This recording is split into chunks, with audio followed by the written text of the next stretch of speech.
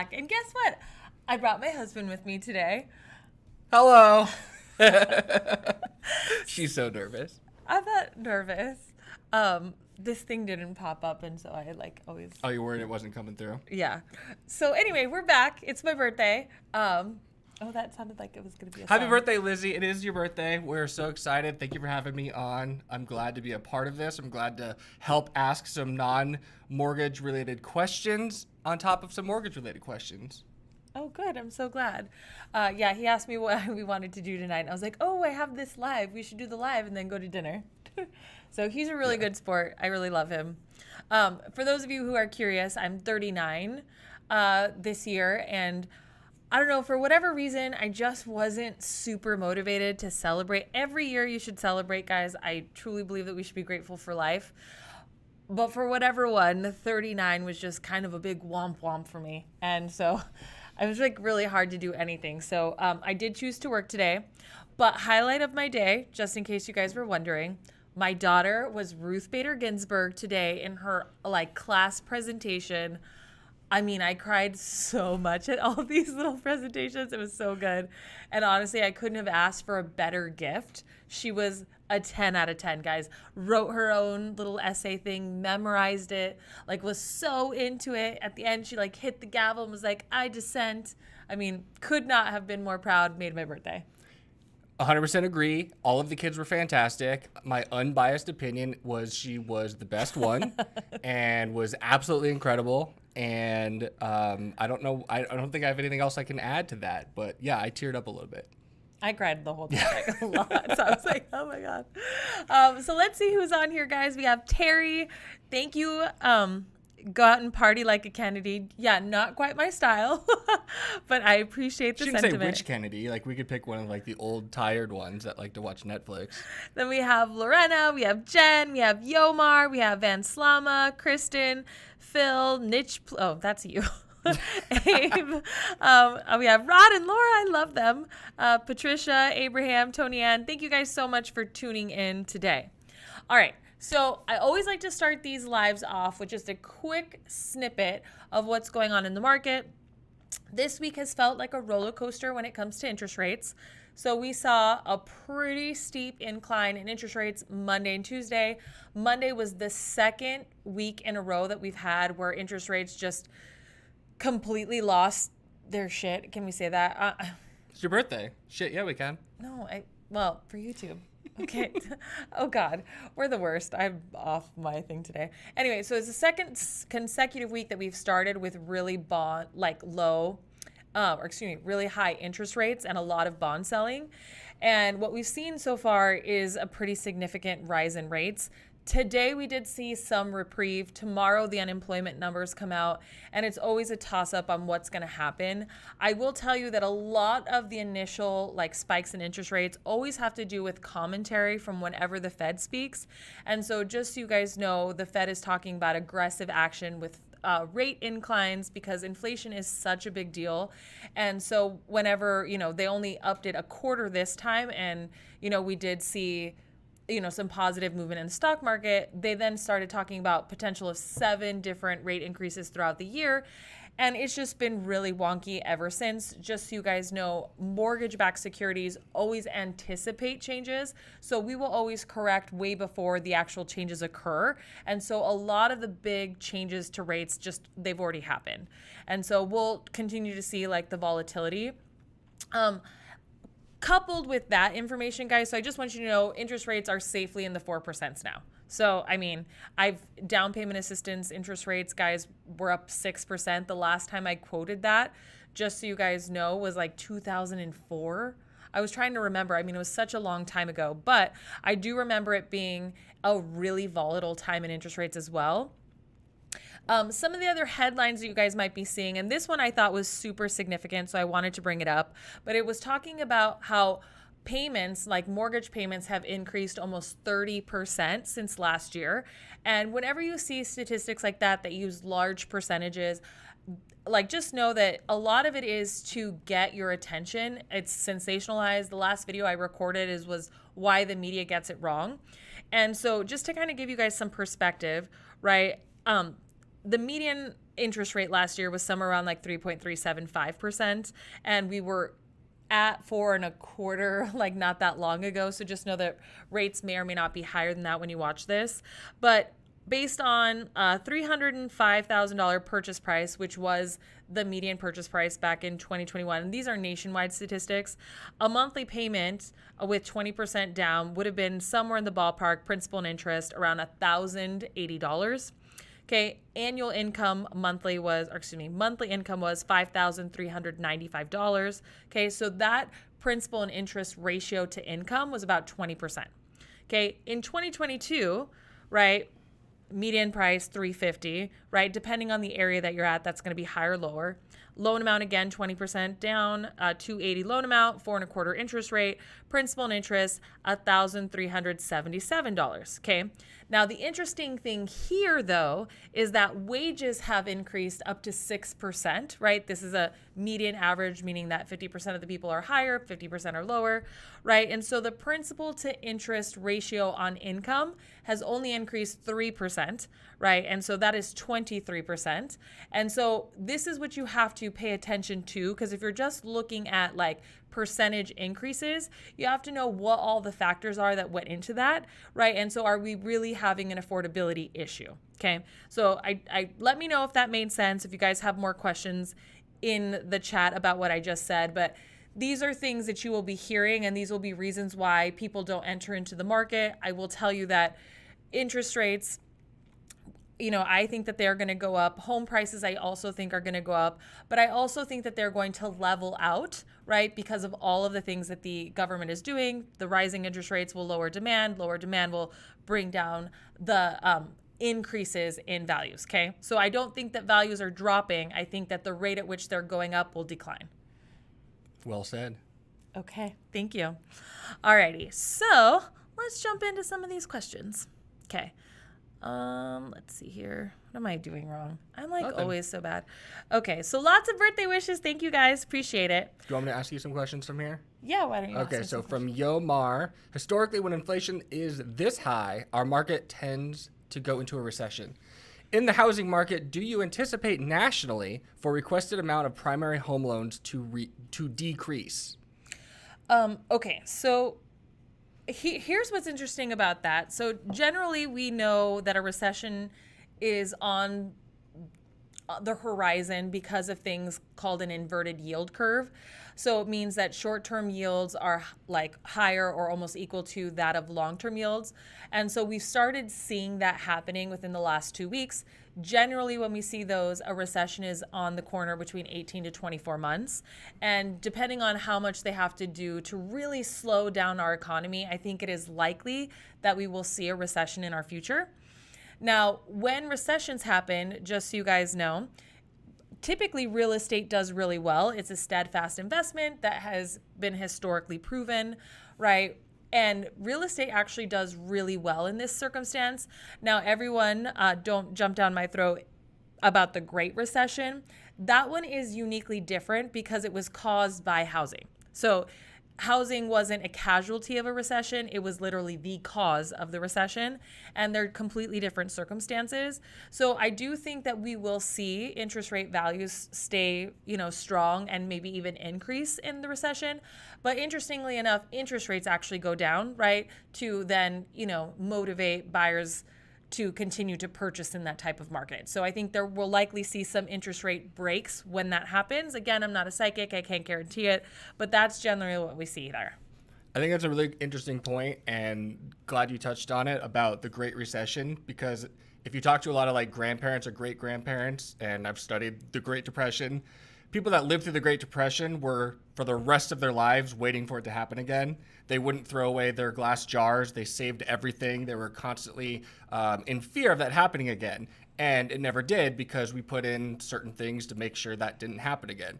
So people that lived through the housing crisis are constantly waiting for another housing crisis, waiting for another giant national recession that will bring prices down. And I think it's kind of a fearful thing for millennials who are continuously going to wait for that to happen again, and then they'll buy at the bottom and have now missed out on 15 years of growth. And I think when you talk about recession, you hit it on the head that a recession doesn't mean it'll be like the last one. And historically, it usually guarantees it won't be like the last one. It'll be something a lot different.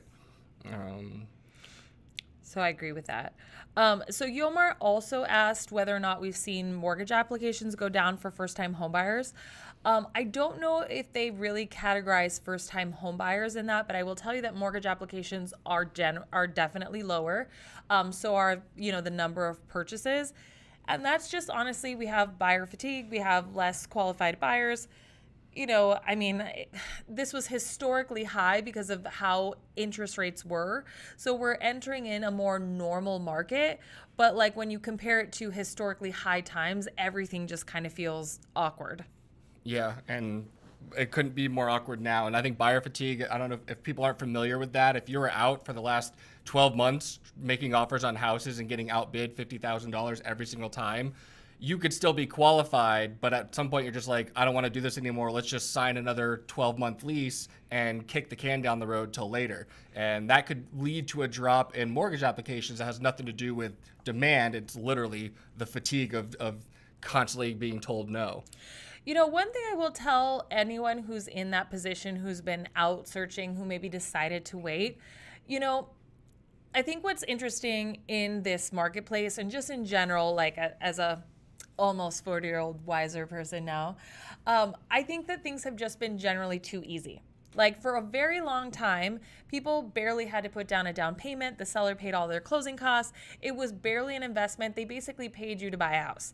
And then interest rates have been historically low, and it's just been a super easy investment, whereas our parents had to save up 20% and budget for 18% interest. And the thing is that the dream of home ownership was always that goal because, guys, and here's what I love about real estate. I'd like to lean in for it. I'm like so excited. Get it, girl. The thing is that your cash investment, whatever you put in terms of dollars, is always almost 100% return, like with real estate guaranteed. And the thing with that is like you can't do anything with that kind of guarantee. And the other thing is, guys, you have to live somewhere. Like you're gonna be paying a mortgage. It's just probably not your own unless you have the ability to have a rent-free situation, which most of us do not. And so if you're in that position where it is hard to buy, which it is, okay, what can you be doing right now to improve your budget, improve your down payment, and pay off debt? Like what can you be doing to make yourself a better buyer versus giving up on something that will definitely guarantee you a return? Like, it's just hard for me to understand that, but also I want to encourage you to do it. And I did buy my first home, guys, in 2006, and there were sacrifices I had to make. I bought with my brother. I bought in a different area of town that I wanting to live in initially, right? I was willing to make sacrifices. I bought a fixer-upper, right? I mean, there were so many things. I bought a townhome. Like, let's talk about the number of concessions. I didn't get a single-family residence. I got a townhome. I bought with somebody else. I bought in an area of town that was less expensive, and so I was willing to commute longer, and I was willing to buy something that needed improvement, right? There was a lot of sacrifices I was willing to make that first home purchase. And guys, had I kept that property today, I would have doubled the investment. I would have been so happy. Now, we sold it for other reasons, but I mean, that investment long-term still makes sense today, and bought it in like one of the historically highest times. So there is that. Yeah, and the fact that if you have a fixed rate mortgage right now and you're watching inflation eat away at everything, it's eating away at your debt faster than anything. And a 3% mortgage with 7% inflation and an appreciating asset is literally the best investment on the planet right now. And there's not much else you can do. Like they always say, the best time to buy a house was 5 to 7 years ago, pretty much at any time in life. And then the second best time is now. So even in a scary rising environment, it's one of those things where inflation is always on your side, and given enough time, there's always going to be inflation. And it's a good thing to let it work for you instead of work against you. So just to explain that in simpler terms, in an inflationary environment, the value of your house stays constant with wherever the dollar is, right? So as money becomes worth less and less, believe it or not, like the house is worth more, right? Just to combat that. But the loan is fixed for whenever you got it, and you only pay interest on that amount, right? So that does not increase with the rate of the dollar. So your loan actually is worth less, the house is worth more. So really love it. Okay. I think we both love real estate. I know. We haven't talked about it in a while. Stanley Tomasetti had a question. Yeah. He works at a large builder. Sales seem to be slowing down. Do you see anything yet? Yeah, guys, sales are 1,000% slowing down. You know, it was gangbusters for the last 2 years, literally historically high inventory. I mean, there were times, guys, when I almost slept at the office. I mean, it's like there was just so busy. So anything in comparison to that is going to feel very slow. Like we've been running at such super fast paces, and this is to be expected. This is literally what they're trying to do, is slow down real estate to allow it to catch up. I mean, they're trying to slow down the economy in general. So yes, we will see it slowing down. It always feels scary when things change. I wanted to ask you if this is a real situation, but let's say you went under contract on a new home build a year ago and you were quoted a certain price that you locked in and you were pre-approved for a loan that was at the time 3%. A year goes by, the house is now delayed, it's not closed in time, interest rates are now 4.5%. How impacted is that buyer and how common is that? It's super common. Really? And just so you guys know, like an increase of 1% impacts a buyer's purchasing power 10%. So somebody who's looking at a $400,000 house will be maybe qualified for a $360,000 house. You know, people who are expecting a certain amount of payment will definitely see a decline in that. And so it is scary times. But a lot of new builds, like, I mean, unfortunately, you have the benefit of time and foresight, right? So we can look and say, okay, if interest rates increase another percent, what do you have to do right now in this time frame to make sure that you're still qualified? And there are things, guys. I got asked today about an extended lock. So extended locks, guys, that I'm seeing from builders are a percent higher than the market is right now, and they're costing a percent. And so what I've been telling people is like, you know, look, I think it's likely that we'll see interest rates maybe in this range 9 months from now, but like you might be able to use that same 1 point to lock it in for 9 months to just buy the rate down to that right now. Like, let's hold off on that. I think there's still a lot to be seen. We've seen the dramatic increases now because this is when they're talking about increasing rates. It's not as impactful, generally speaking, when those things happen, you know, barring, you know, knock on wood. I mean, the crazy things that are happening. Like, I mean, like who can predict this stuff? I mean, but I do think that there's an amount of educated risk that I'm willing to roll the dice on, knowing that I don't know that interest rates will be another percent higher. Okay. There was a good one here. I just lost it for a second. Van Slam, I had our first payment on our new house will be in May. I remember you saying something about paying double on the first payment. Can you explain why and explain this in more detail, please? Yes. So I don't have an amortization schedule in front of me, so I can't tell you exactly how many years it'll knock off.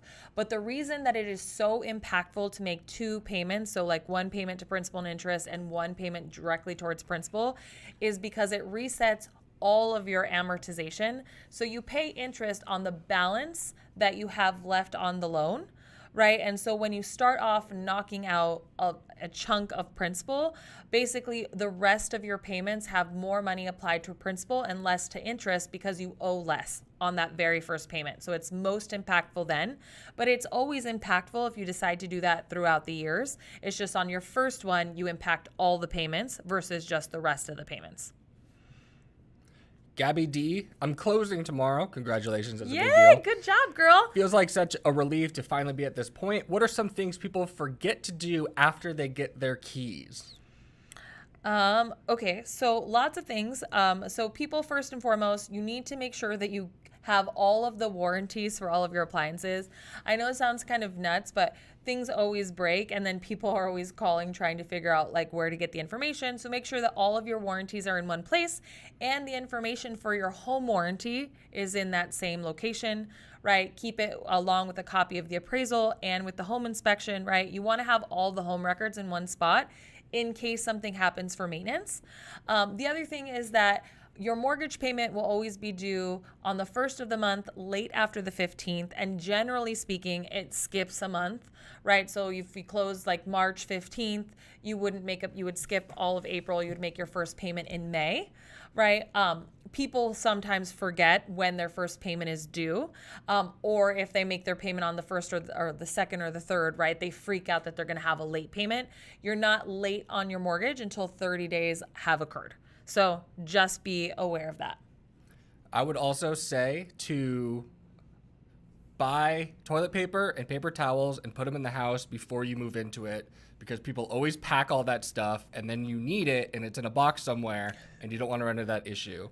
And a lot of times realtors will do that for you. If they're nice, they'll kind of have a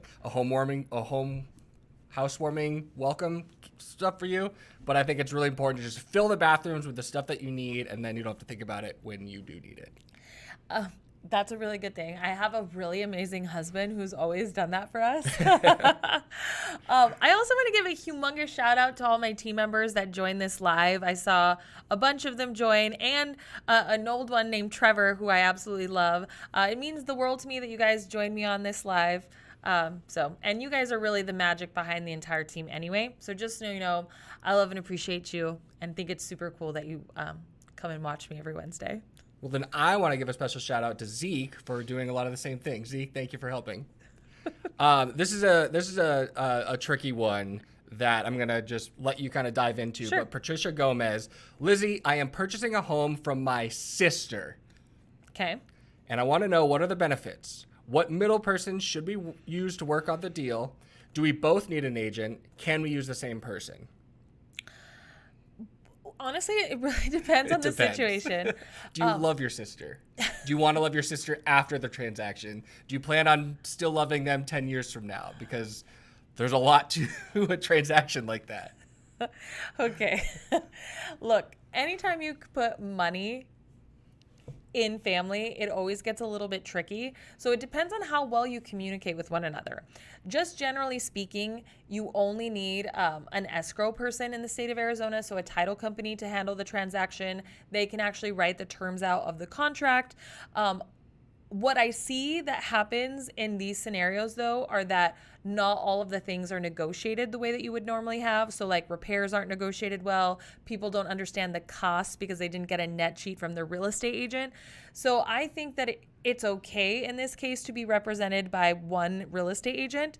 I think that it also makes sense to have two plus the escrow company. But it really just depends on how clear you guys are communicating, what your relationship is like.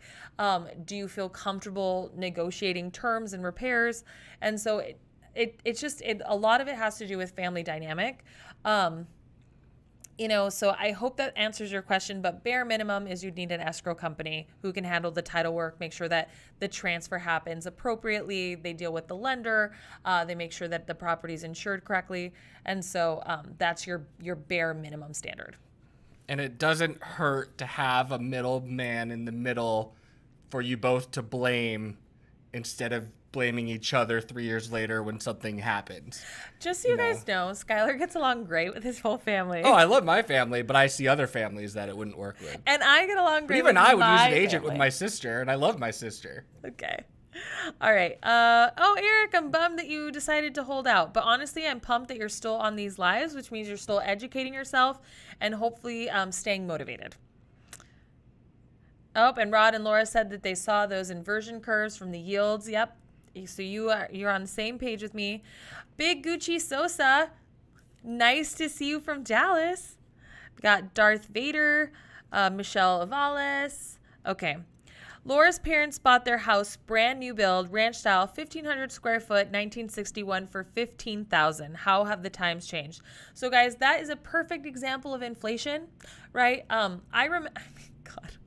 I was going to say, I remember back when I was a kid, you could go to the mall with $20. So, and I think And that was a big deal. yeah. Another thing when we talk about buying a home in the 1960s that was 1,500 square feet, had a carport and not much else. Whereas today you're getting a house that's got air conditioning units and piping and air conditioning and 3-car garage, like types of amenities and things that are also improved. So as much as things are getting a lot more expensive and inflation's eating into a lot that, like HGTV has kind of like ruined what our expectations are for our first home.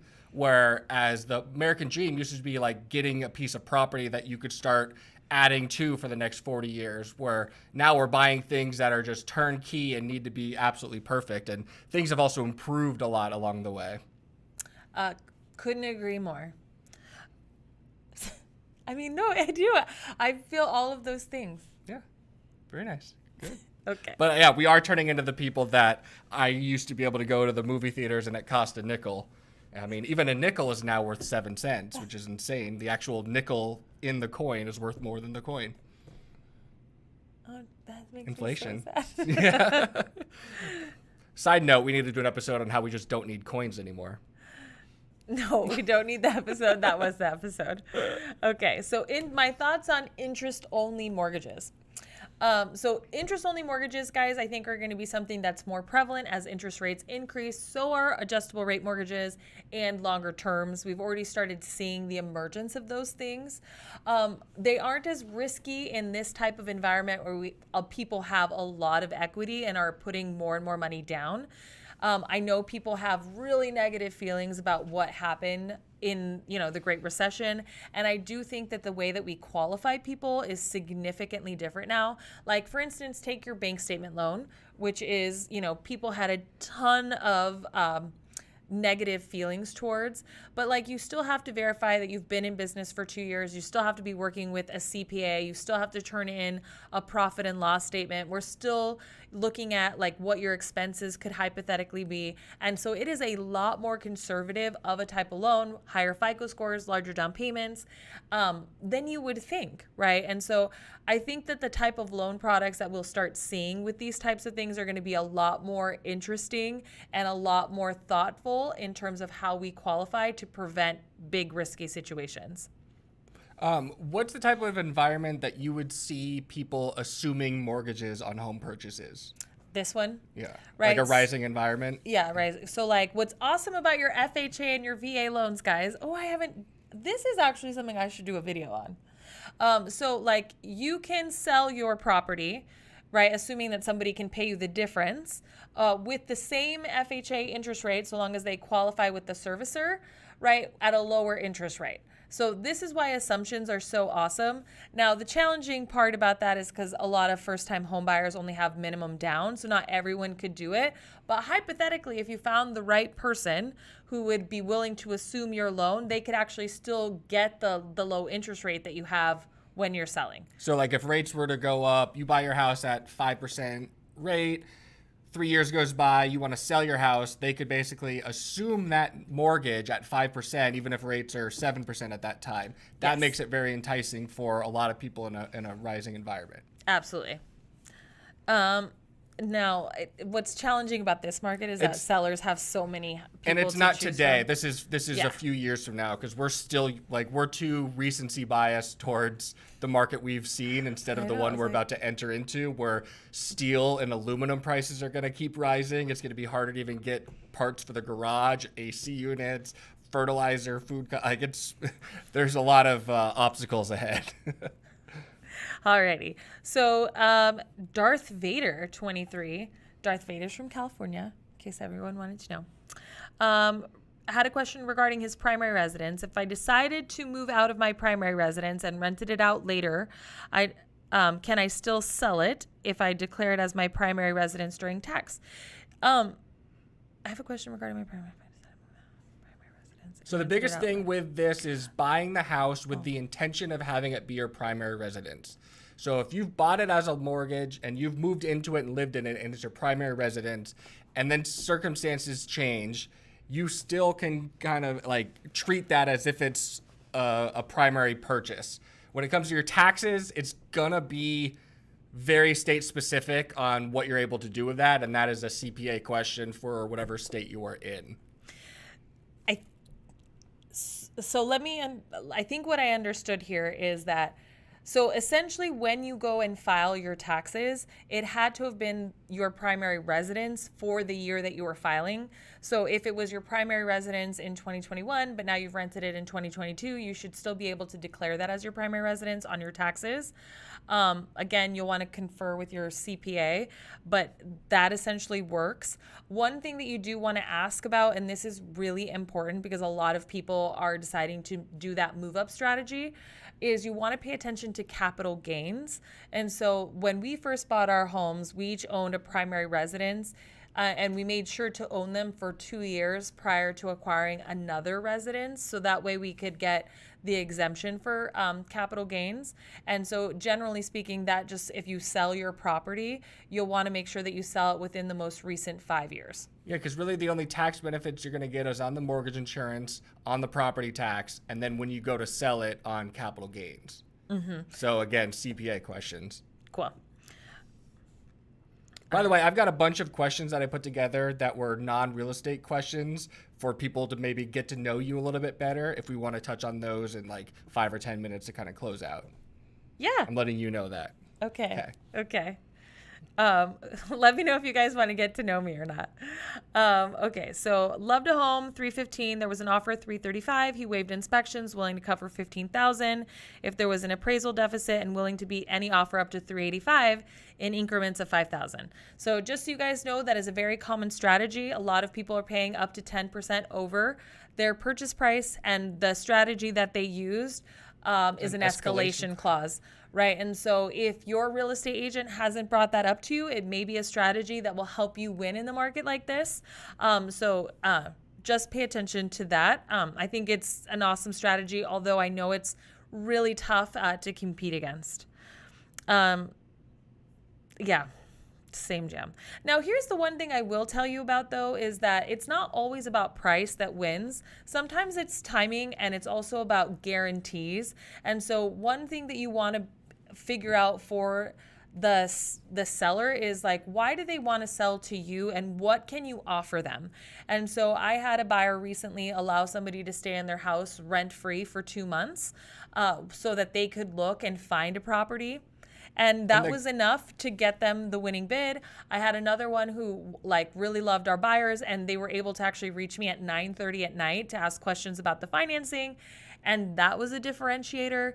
I mean, you just have to know that it isn't always about money. You want to be working with a realtor that develops rapport, asks the right question, and honestly makes you stand out amongst all of the other offers. And being able to live in your house rent-free, when you say it's not about the money, as the buyer, that only costs you 2 months worth of a mortgage, where someone could have offered more at the purchase price, but the value to them of being able to stay in the house, not having to move that quickly, not having to buy all that stuff, the cost is the same, the money is the same, but the flexibility of offering someone to stay in the house is that's a huge impact for the same amount of dollars that you'd be going into on the purchase. So that's the type of the creative stuff that the realtors should be able to handle by having that conversation and not just emailing off offers. So Vance, this is a good one to kind of talk. And my husband, just so you guys know, used to be a real estate agent, so he has a really good perspective on this. Vance Lama says they're selling their home. What should they be concerned about in this crazy market? They're in the suburbs of Virginia, outside of DC. What should they be looking at when reviewing contracts? So again, you want to be looking for the most sure thing. So how far have they taken their pre-approval? Has the loan officer reviewed all the documents? How recent did they turn in the documents? Are they willing to show proof of funds? Have they run it through the automated system? How responsive is the loan officer? And are they guaranteeing anything to you if they're bidding over asking price, right? So if they're willing to guarantee you that appraisal gap coverage, if they have a solid pre-qual, if they're able to show you that they have the funds for this, those are all things that strengthen contracts, and things that are a little bit shaky, minimum downs. If I was a seller, I would question that, right? I would question, any offer that came through that didn't actually show proof that they had in excess of their down payment. And also real estate agents that aren't responsive, right? Like on your deal, like where you're selling your biggest asset, you want to make sure that everyone on the transaction is professional and very responsive. Yeah, this is the type of market where terms really dominate because price is like there's a cap on how much you can offer unless you're going a ton over cash.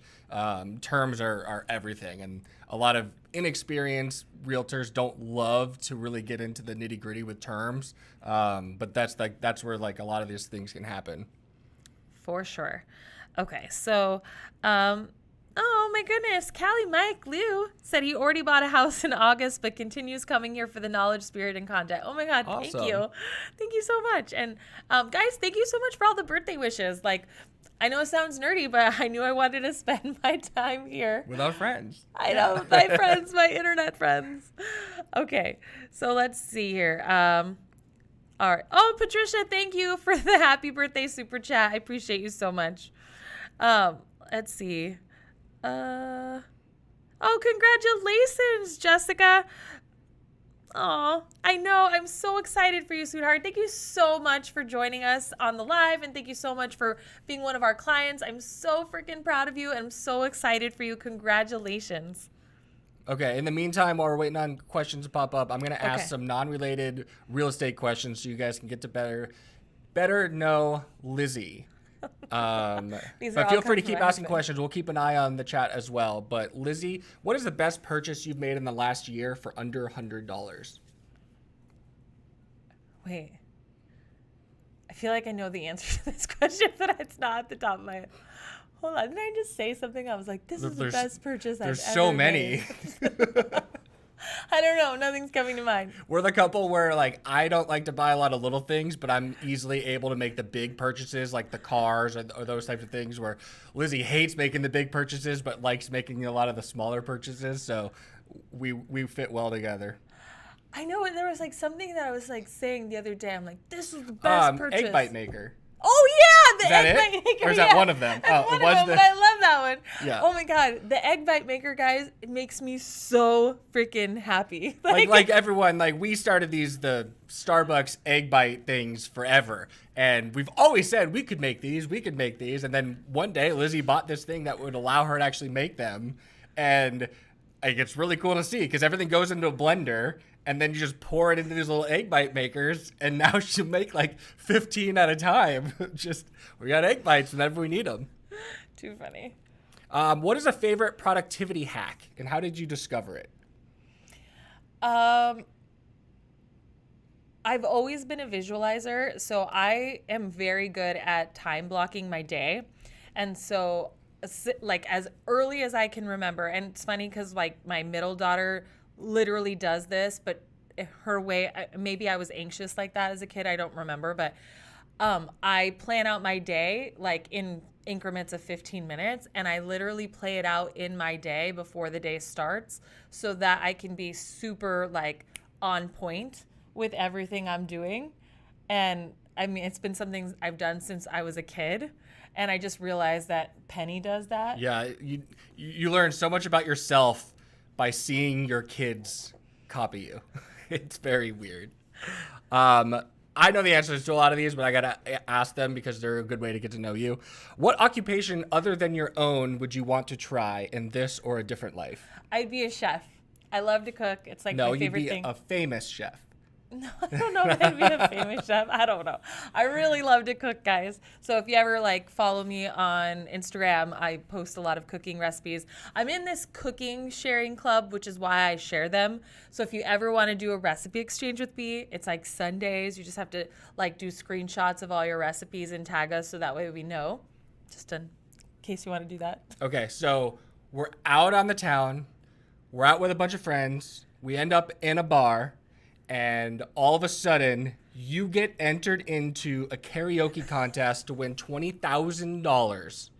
What song do you pick? I definitely sing a mariachi song because they're the ones I know the best. They tell you the words in the song. I know, but I can't go on the fly. I'm not that good. But if I had to choose like just a random song, I'd probably choose the Whitney Houston, I Want to Dance with Somebody. That's a good one. Yeah. Okay, that tells us more about you. Let's see. I have a lunch. What's your favorite animal at the zoo? Giraffe. Giraffe, really? If you could share a meal with 4 people, living or dead, what would you choose? And then the funny joke answer to this is I would choose living people, but I'll let you choose people. I only thought of dead people. I did. No, it's just like, would you rather eat dinner with alive people or dead people? It's like, no. But in reality, like, if you could pick any 4 people at any time, who would you want to spend a dinner with? Okay, so dead, I'd want to meet Louisa May Alcott and Ruth Bader Ginsburg. And then if alive now, I'd love to, well, like right now, this second, and in case any of you guys have like a contact for her, her name is Sunira Madani. She is the CEO of Stacks Payments. So I'd really want to get to know her. She owns a unicorn company, which is like a startup that's worth $1 billion. It's really unique. And so I'd love to connect with her. And then Warren Buffett. Nice. What is one thing you've done that you would never do again? Buy a house with Rudy. I do love you, but I would never do that again. See, now it's going back to the person that's selling the house to their sister.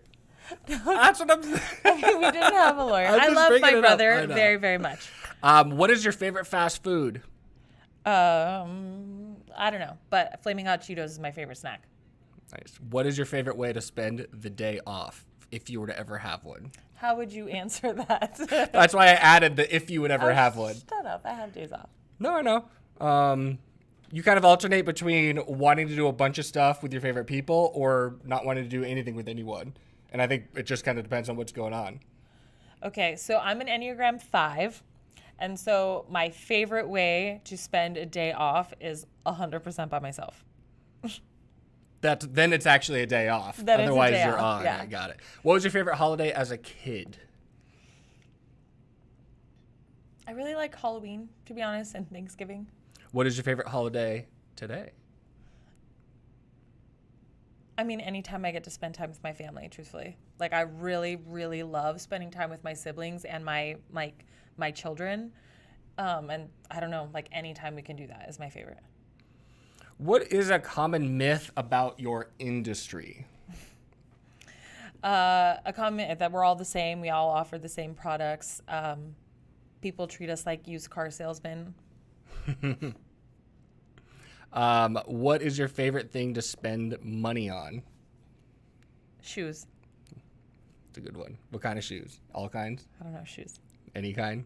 Shoes. Back to a real estate one. I want to know your opinion. What do you think the home loan process looks like 20 years from now?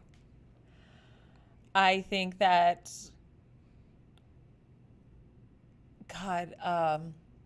honestly, I think that it'll be very computerized. I think that people will be able to plug in all of their financial information on an app and it'll spit out what you're best qualified for based on your spending habits.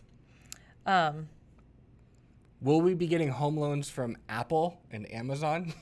I think that it's very likely, actually, we'll get a home loan from Amazon. Yeah, I wouldn't be surprised. Patricia Gomez, I see. What's your favorite movie? So was Drop Dead Fred, if you've ever seen that. Oh my God, as an adult. Romy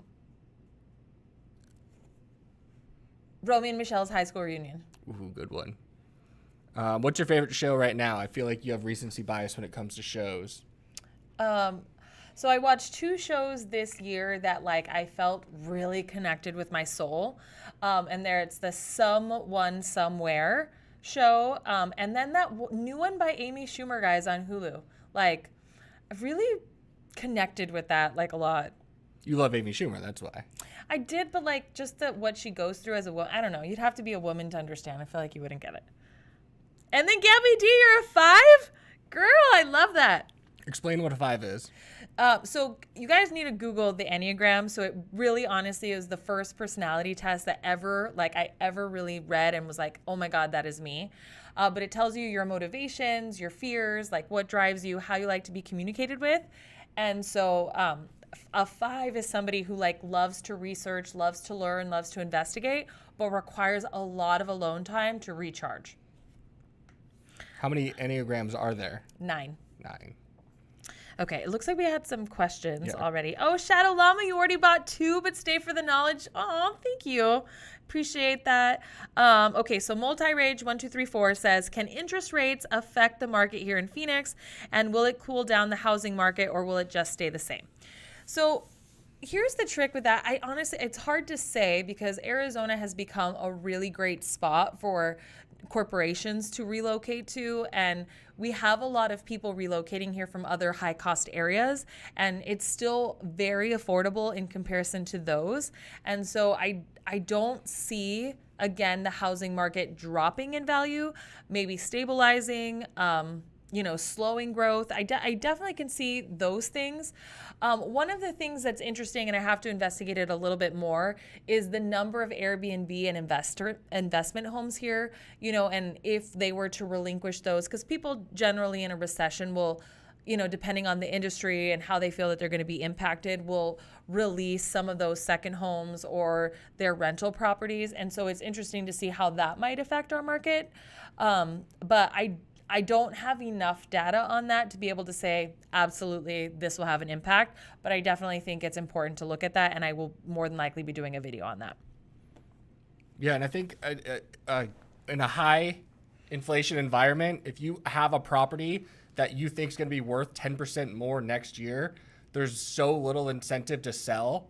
And if we were going to have higher rates to kind of bring back down to like realistic levels, and now you're looking at property prices, they're not increasing by 10% a year, but they're increasing by 1 to 3%. You might be more inclined to sell a property when you go and buy your next one. But right now, it's like people aren't incentivized to sell their, like even if they're going to rent it out as an Airbnb and lose money, they might be incentivized to keep that property off the market to sell because they are anticipating such rapid growth in the future. So I definitely think that's one side of the coin, but I just think people haven't owned a rental property long enough. So a lot of people have retained their property and they've become first-time landlords in this market, and it's only been 1 to 2 years. And so the thing is that they haven't had the expense of an air conditioner break or roof replacement or plumbing or a bad tenant, right? Like none of these things have yet happened to these people where they're like, I don't know if rentals are for me. Yeah. And so I think that has a lot to do with what we'll see. And so like whenever you meet like big challenges, or you hear that recession's coming, or you hear that values are going down, people in general are fearful and they sell. Like we watch it happen in the stock market all of the time. And it's always one of those things that really perplexes me, because we literally see this over and over and over and over again. Something will happen in the stock market and people panic and they withdraw their money, and that's actually how they lose versus just waiting out the storm. And it doesn't matter how many times it happens, people are so much more afraid of potential loss than they are of actual loss, that they're willing to for the sake of certainty, pull out now. And I don't think that we've realized that yet in real estate. I think that people will still behave with real estate the same way they do with their 401ks. And so this was a very long answer to your question. I'm so sorry. I think we got off on this. No, it's important, but it kind of goes like that's what's called a liquid investment versus an illiquid investment. It's really easy to tap a button on your phone and sell stocks. That's very liquid. If you decide tomorrow you want to sell your house, it's a process. You have to 30 days at minimum to do a lot of those things. So you're more likely to stay in a 401k or stay in a home because it's less liquid than easily getting scared and nervous and panicked and selling all your stocks. For sure. You guys, the king of YouTube just joined the live, Mr. Javier Vidana. Everyone give him a shout out, please, for me. Hi, Javier. That was my shout out. Javier definitely does videos. I think he's been very busy with non-video stuff, but he's definitely still doing videos. Oh, I don't know why he doesn't do live videos anymore. I think he still does. Honestly, Javier, can you comment on that? Okay, so Joe Does Mortgages says, happy birthday, Lizy. Thank you. Do you think that real estate agents will help misplace home prices with interest rates increasing every day? I honestly don't know. I mean, I think that real estate agents go with where the market drives them in terms of what happens with, A misprice, maybe. yeah, I mean, I Yeah. don't necessarily know how to answer that, but I don't think that real estate agents are the ones driving up the prices. I think that they use the best information that's available for what's market price is, and they advise their clients. It's what people are willing to pay for homes that drive up prices. And so I think that they will, again, just kind of deal with what happens with what people are willing to pay. Like, so Yeah, if it's people are trend-based. unwilling to pay, I mean, we will see the home values go down. All right. Okay. So I got some emailed questions in, guys, that I don't want to forget about. So Denise Romney says, if I can pay off all the money before the bank offers me a plan for modification, am I still in loss mitigation? Does that end all my problems? So guys, just so you guys know, whenever you enter into a loss mitigation scenario, it's because there have been missed payments and they are working on a modification for you. Now, one of the best things that you can do is obviously pay off your modification terms and resume your normal payments, because this will mean that you will get out of a modification status and it should stop reporting negatively on your credit. But the event for modification typically already has occurred. And let me explain this better. I'm like not explaining this well. So if you are with loss mitigation, it's because you've been behind on payments or you've entered into a modification agreement. Whenever you do that, that stuff is already reported to the credit bureaus. And so the credit event has happened and you've taken a dip in your score. If you pay off all of the money, like, it's great because it stops the modification process. It puts you in current payment status. And if you're able to continue to make on-time payments, your credit score will recover a lot faster than if you stayed in the modification agreement for longer. So unfortunately, it doesn't solve any problems in terms of credit, but it will help you on the path to recovery a lot sooner. That was like a very difficult question for me to answer for some reason. Well, it's a difficult, confusing thing when it gets inside those mitigation stuff. Okay, so Toro says, I'm graduating from college in May. How do I demonstrate this as my employment? I will have a full-time job afterwards and want to buy a house immediately. Thank you. So long as you are getting higher education for a minimum of 2 years, or can show employment history that equals 2 years coupled with your education, and you get a job in a similar line of work to your education, you should have no problems qualifying afterwards. So like, let's say you get an undergraduate degree in accounting and get a job in accounting as an accountant, you should have no problem qualifying with an offer letter so long as it's W-2'd. And that shouldn't be an issue. Where it gets kind of tricky is like, let's say somebody goes to school for, again, accounting, and then they become a hairstylist, and a hairstylist, just so you know, is paid on commissions. Maybe they have a base salary. It's variable rate, and it's not in the same line of work. There's really no way to prove consistency. So the trick is there, higher education, minimum 2 years in the same line of work that you're working with will make it the easiest to qualify. Okay. Marie says, I am currently financing a vehicle opened since 2017. I know this counts towards my debt to income ratio, but will it be negative at closing or hurtful in any way? So long as you've taken out the loan and it's, again, longer than 12 months, that should actually be a benefit to your credit report so long as you're making on-time payments. As far as your debt to income ratio, it will definitely have to be accounted for unless you have less than 9 payments left to be made on it, and it is an installment loan versus a lease, and you have sufficient assets to cover the payments. So there is a way to get around the DTI situation, especially because 2017 literally is almost 5 years, which should almost be the end of your auto loan. Got 2 new questions. Oh, One sure. is from Yidan Wu. Hi, Lizzie. Happy birthday. I have a question. My mom refinanced home, then added my name to title as joint tenants. Do it involved with gift tax when I file tax next year? No, because there isn't an exchange yet in terms of assets or monetary Has value. been realized. Yeah, so you will want to talk to an accountant about that to see how that'll impact you, and maybe speak to an estate planning attorney. But in generally speaking, I don't know that you would have to claim anything because nothing has been realized. And realize just means that there hasn't been an actual realization of monetary funds. So if the property were to sell next year, that would be a realization event, which then would have an impact possibly. Means you got cash back. Yeah. And then John Pham, Lizy, if interest rates hit 6% later this year, do you think home prices will correct in the San Diego, California area? I do think. I think if interest rates go up to 6%, guys, I think it definitely impacts people's ability to pay these exorbitant prices. But here's what I will tell you.